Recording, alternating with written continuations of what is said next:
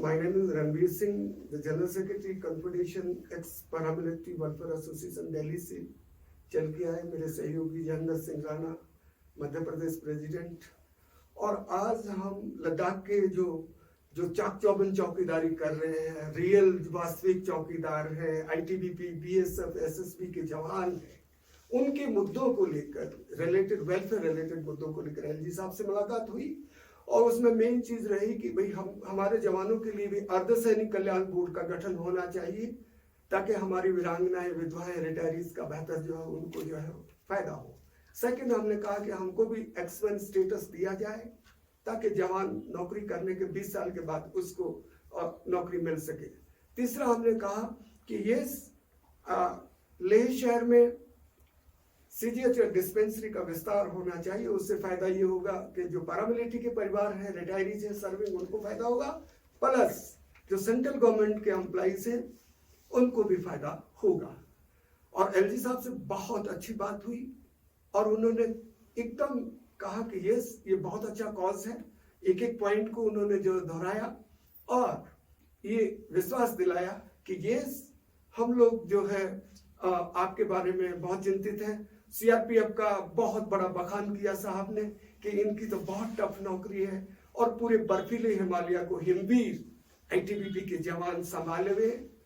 साथ में हम लद्दाख का लोकल का भी बहुत बड़ा सहयोग थैंक्स सैल्यूट करते हैं कि उन्होंने भी जब वार होता है, अभी रिसेंटली भी जो रसद पहुंचाते हैं, वो हमारे लोकल लोगों को भी हम पैरामिलिट्री के जवान सैल्यूट और सलाम करते हैं। सर, तो क्वेश्चन और हो जाए सर। तो ये सर कि लद्दाख जो है एक सीमा क्षेत्र इलाका है सर, तो यहाँ पर सैनिक के साथ एक आम आदमी का भी बहुत बड़ा रोल होता है। खासकर यहाँ के जो लोकल्स हैं उनको सेकंड फोर्स कहा जाता है, तो इसके बारे में आप थोड़ा बताएंगे। बिल्कुल, हिंदुस्तान के अंदर सिर्फ ये लेह लद्दाख ऐसा राज्य है, क्योंकि मैंने तो कश्मीर से कन्याकुमारी तक हमने नौकरी किया है, लेकिन ये जो सेकंड फोर्स है, ये जो घर घर में इनके जो बहुत सारे स्काउट्स भी हैं, लद्दाखी स्काउट्स हैं, लद्दाखी रिटायरीज हैं, लोकल हैं, क्योंकि ये सरहद के साथ में रहते हैं, तो इनको हम सैल्यूट और सलाम करते हैं। और हम गवर्नमेंट को भी चाहेंगे, LG साहब तक आवाज जाए कि इनके फायदे के लिए भी वेलफेयर योजनाएं बनाई जाए। तो बेसिक जो है यहाँ का नीड है सर, क्योंकि यहाँ के जो जवान तबके है, खासकर मर्द तबके जो है वो बॉर्डर पे होते हैं सर, तो गांव में रह जाता है यहाँ की औरतें, तो यहाँ की बेसिक नीड्स है सर, एक तो स्कूलिंग प्लस मेडिकली जो क्योंकि यहाँ पर जितने भी दूर क्षेत्र इलाके हैं सर, वहाँ पर इनका बहुत कमी है, स्कूलिंग बहुत पुअर है सर, और मेडिकल फैसिलिटीज़ भी काफ़ी पुअर है सर। तो आर्मी की तरफ से क्या होना चाहिए सर आपके हिसाब से? हम ये चाहेंगे कि जो जितने भी आसपास जो फोर्सेस के कैंपस हैं, उनको भी हम ये चाहेंगे कि वो जो है उनके लिए मेडिकल कैंप तो जरूर लगा सकते हैं, क्योंकि इनके पास डॉक्टर की बहुत सुविधा है। और इसी विषय को लेकर हम नामग्याल साहब से भी मिलने जा रहे हैं। हमने कल भी उनसे रिक्वेस्ट की थी कि भाई जो दूर दराज के गाँव हैं, जहाँ पे सुविधाएं कम है, चाहे हेल्थ फैसिलिटी हो, स्कूल की फैसिलिटी हो, हम चाहेंगे कि दूर दराज के गांव जिनके घर वाले, उनके जो हस्बैंड्स हैं वो तो सरहद पे हैं, तो उनके लिए हम चाहेंगे ये आवाज पैरामिलिट्री की तरफ से कि भाई उनको बेहतर सुविधाएं मिले। आपका बोर्ड दिल्ली में ये अपील की किसी, मतलब क्योंकि ये LG की तरफ से प्रपोजल तो जाना से बजाय वहाँ से सैंक्शन आता है, वो आसान रहेगा।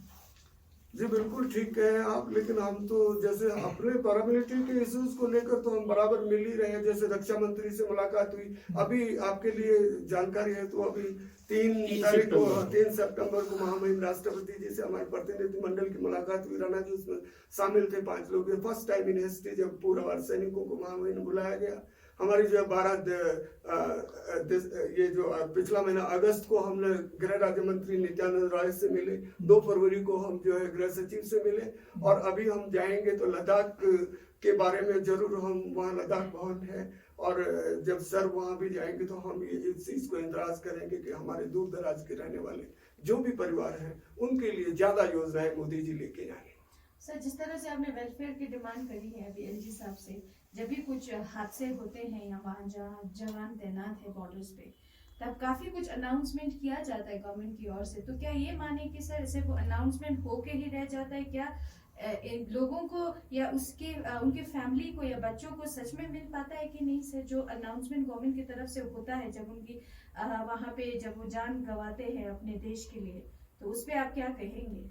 उसी के लिए हम जो है आज एलजी साहब से मिले कि भाई जब एक जवान देश के लिए जान कुर्बान करता है और एक खिलाड़ी मेडल लेके आता है जिसको 4 से 6-8 करोड़ तक अभी बहुत सारा मेडल जीतने पे उनको मिला समान राशि, लेकिन हम चाहेंगे कि एलजी साहब से निवेदन किया कि जो देश के लिए शहीद होता है कम से कम लद्दाख का अगर रहने वाला तो उसको कंपनसेशन राशि सही समान राशि 1 करोड़ रुपए की जो हमने सर को बोला। सर, ये तो आपने एलजी साहब के आगे आपने रखी है बात, तो हम ये माने कि जो गवर्नमेंट इंडिया जो अनाउंस करती है और जो आप कह रहे हैं कि बिल्कुल मिल नहीं पाता है, तो उसमें अनाउंसमेंट जो करते हैं वो जो इस फैमिली को मिलना चाहिए वो मिलता नहीं है एक्चुअल में अगर देखा जाए, तो आप कहना चाहते हैं? नहीं, ये मसला नहीं है कि नहीं मिल पाता है, अलग अलग स्टेट का एक अलग अलग व्यवहार है। जैसे मध्य प्रदेश गवर्नमेंट है वो शहीद को 1 करोड़ रुपया देते हैं, परिवार के सदस्य को जॉब भी देते हैं, मकान या प्लॉट भी देते हैं। वही हम कहने आए हैं यहाँ एलजी साहब के माध्यम से कि लद्दाख के प्रदेशवासियों को भी उस तरीके की व्यवस्था हो जो सर्विस करते हैं और कैजुअलिटी होती है। बाकी स्टेटों में भी यही एक डिस्पैरिटी है कि कहीं 10 लाख रुपए देके वो अपना काम चला लेते हैं, कहीं कुछ लोग 50 लाख देते हैं, यूपी गवर्नमेंट 50 लाख रुपए देती है। तो सम्मान राशि में भेदभाव नहीं होना चाहिए, क्योंकि जिसने देश के लिए शहादत दी है उसको हम पैसे के साथ नहीं तौल सकते हैं या उसका मोल भाव नहीं कर सकते। शहादत तो शहादत है, और आप 1 करोड़ रुपए की बात भी अगर हम कर रहे हैं तो उसका कोई मोल नहीं कर रहे हैं। जो पीछे परिवार छूट गया है उस परिवार को वो एक मरहम का काम करेगा वो पैसा, जिससे कि उसके बच्चों को एक अच्छी एजुकेशन मिले, उनके माँ बाप को वो सहारा मिले। मैंने आप इसको एक यूनिवर्सल करना चाहते हैं कि सभी राज्य इस तरीके की व्यवस्था बनाए एक ही तरह का। तो किस तरह के आश्वासन दिया सर एलजी साहब ने? एलजी साहब ने बहुत अच्छा आश्वासन दिया है। आश्वासन ही नहीं दिया, जो उनका बॉडी लैंग्वेज था हम लोगों के साथ चर्चा का विषय में, उसमें उन्होंने बिंदुवार एक पॉइंट को नोट किया है, और हमारे मेमोरेंडम के ऊपर भी उन्होंने अपनी तरफ से कोई नोट लिखा है। वो क्या लिखा है वो तो उनकी मालूम है, बट उन्होंने हर पॉइंट को हमसे डिस्कस किया है और हमें बातचीत में ये कहा है कि आप एक बहुत अच्छे कार्य के लिए काम कर रहे हैं और दिल्ली से यहाँ तक आए हैं, ये एक बहुत अच्छा काम कर रहे हैं आप। जहाँ तक हमने सीजीएस डिस्पेंसरी की बात की यहाँ लद्दाख के लिए और अर्धसैनिक कल्याण बोर्ड के गठन की बात करी, साहब ने हमसे कहा है कि हम सर्वे करवा लेते हैं यहाँ लद्दाख में कितने लोग सर्विंग हैं और कितने रिटायरी हैं, उसके आधार पे वो एक अच्छा निर्णय लेंगे। जी, ये तो रहा सर आप लद्दाख के रीजन की डिमांड करने गए थे। बाकी रीजन की अगर बात करें तो कुछ भी ऐसा इंसिडेंट होता है तो काफी बातें चलती है कि बच्चों को एजुकेट किया जाएगा, बच्चों को फैसिलिटेट किया जाएगा जो शहीद हुए जिनके फादर, तो सच में क्या फैसिलिटेट हो पाते हैं सर कि ऐसे ही बच्चे रह जाते हैं? क्योंकि न्यूज में काफी आता है जब इंसिडेंट के बाद काफी कुछ हाइप हो जाते हैं न्यूज में कि इनको ये दिया जाएगा, शायद जॉब दिया जाएगा जो एलिजिबल होंगे बच्चे, क्या ये सच में हो पाता है सर? कुछ एपिसोड जरूर ऐसे हमें एक्सीडेंट मिले हैं उदाहरण के तौर पे जहां वो चीजें नहीं हो पाई है। अगर वो हो पाती तो हमें नहीं लगता कि हम 7 ईयर से रणवीर सिंह साहब इस संघर्ष को चला रहे हैं और इस यहाँ तक हमें आना पड़ा दिल्ली से। इसी तरीके से हम दूसरे स्टेटों में भी जा रहे हैं और हम जो डिमांड कर रहे हैं अर्धसैनिक कल्याण बोर्ड का गठन हो और एक्समैन का स्टेटस मिले, वो क्यों डिमांड कर रहे हैं? वो भी तो इसी का एक रीजन है कि सभी स्टेट उस तरीके का डिसीजन लें और वो एक अच्छा समान व्यवहार उनके साथ करें ताकि वो बच्चों को कोई दिक्कत ना रहे। सर एक चीज और सर कि लद्दाख के जो सैनिक जो है या दूर क्षेत्र के जितने भी बॉर्डर एरियाज के, तो हमारे पूरा नेशनल लेवल पे बहुत सारे इंस्टीट्यूट ऐसे हैं, अच्छे इंस्टीट्यूट है, क्या उसमें इन शहीदों के बच्चों को रिजर्वेशन होना चाहिए सर? ये सीट के जो लिए है बड़ी बात बोले हैं आप। अब प्रधानमंत्री माननीय जो है उनको सैल्यूट सलाम जाए कि वो दिवाली हर बार बॉर्डर पे मनाते हैं, कभी हिमवीरों के बीच में, कभी बीएसएफ के जवानों के बीच में, तो सवाल यही है कि उनको भी जो है ये शहादत में भेदभाव नहीं होना चाहिए। क्या जवानों की पेंशन नहीं, उनको नहीं मालूम? प्रधानमंत्री जी को, संसद को, देश की संसद को सीआरपी के जवानों ने 2001 अटैक में बचाया। हमारे जवानों की क्या भूल हुई कि जो पूरे देश की चाक चौबंद चौकसी कर रहे हैं उनकी पेंशन बंद कर दी है? गंभीर सवाल। तो ये डिस्पेरिटी है। और चौकीदारी, रियल चौकीदार तो आईटीबीपी के जवान हैं। अब हमारी जो है ड्रेसेस एक जैसी कर दी, पहले हम खाकी पहनते थे, अब कॉम्बैट करती। आम पब्लिक समझती है कि दे आर फौजी, आर्मी, मिलिट्री, बट कोई कहेगा कि ये अर्धसैनिक का जवान है, ये पैरामिलिट्री का जवान है, सीआरपीएफ का जवान है। सेना के नाम पे हमारी सुविधाओं पे थोड़ा बराबर मारा गया और हमें एज ए सिविलियन ट्रीट कर रहे। सीसीएस रूल, भाई तुम चौकीदारी बॉर्डर की करवा रहे हो, तो ये गंभीर सवाल देश के सामने। और ये 20 लाख पैरामिलिट्री के परिवार पूरे इंडिया में। तो आपको लगता है कि लद्दाख के जो सिक्योरिटी फोर्सेज है उनके साथ थोड़ा सा भेदभाव कहीं ना कहीं हुआ है सर? हाँ बिल्कुल। सिक्योरिटी फोर्सेस जो सीआरपी, बीएसएफ, आईटीबीपी, आप यहाँ कोई देखेंगे, आर्मी तो बैरक्स में है, आर्मी तो कंटोनमेंट में है और हम रोड पे हैं। तो सुविधाओं के मामले में हम बहुत पीछे हैं। इसी के लिए जो है यहाँ दस्तखत दी गई दुनिया की सबसे ऊंची छत।